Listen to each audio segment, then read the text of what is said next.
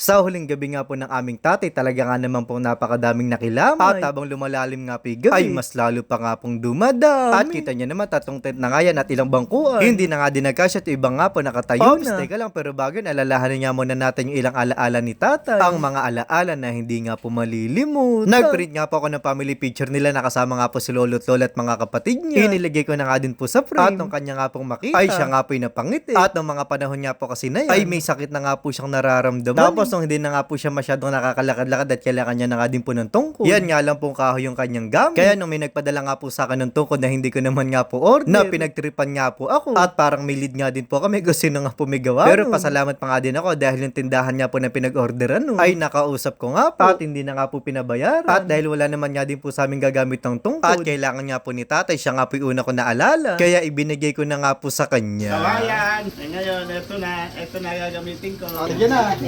Thank you.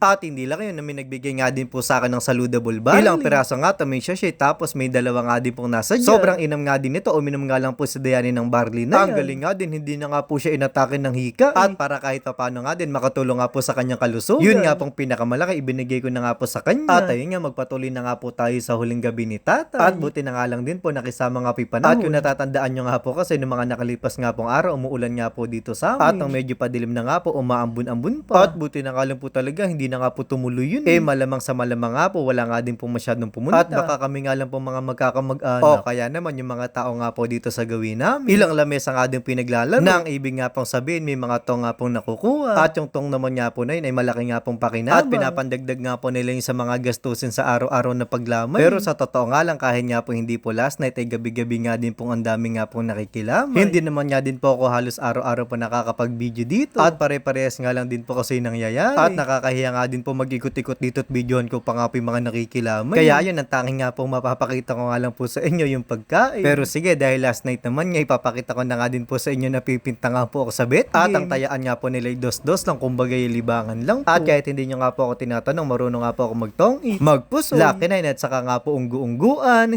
Ay, nung bata nga po ako, ang palagi ko nga po nung kalaban, si ate at si nanay. At sa tuwing ako nga po natatalo, ang lagi nga po pumapasok sa isip ko na sana hindi na nga po ako nagtong-its. Kung binili ko na nga lang po ng pagkain yung natalo ko, nabusog pa ako. May nag-top na? Wala pa. Sino pinadaanan? Nanahanap po kita. Sige, top na yung gitna. Gitna? Top na yung gitna. Gitna raw yun. Pakita sa vlog. Ayun lang naman yun, alam mo nag-top. Ginang 7. Wala na, ikaw Sa inyo na, October. Wala mo natin viewer. Ayo, paldo! Nakakabig nga po ako ng 20 mahigit. At sa pangalawang pinta ko nga po, minalas, wala na nga pong pares. Kaya yung gitna nga po naming taya, nakuha na nga din po ng iba. Ayo, doon na dito na po yun. Bago akala ko wala yun. Eh baka laro. Ay, unik pa lang yung ano.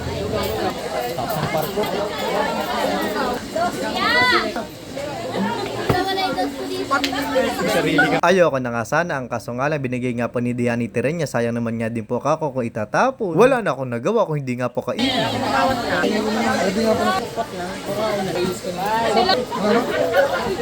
Sa power bank ko. Sana to.